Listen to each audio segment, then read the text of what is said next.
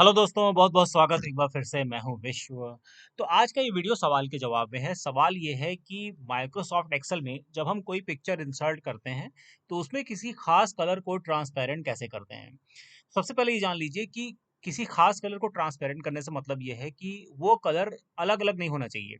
Example के लिए यहाँ पर आप देख सकते हैं कि मैंने अपनी एक इमेज ली हुई है। अब यहाँ पर जो येलो कलर है वो एकदम सिमिलर है हर जगह, ठीक है।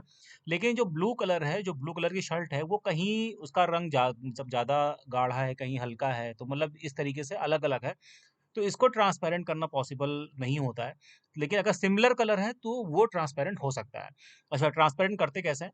सबसे पहले इस पिक्चर को सेलेक्ट करिए।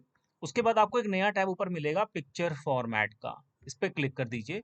उसके बाद लेफ्ट साइड में आपको कलर का ऑप्शन मिलता है। इसके ड्रॉप डाउन पे क्लिक करिए और यहाँ पर देखिए ये है सेट ट्रांसपेरेंट कलर का ऑप्शन, इस पे क्लिक कर दीजिए।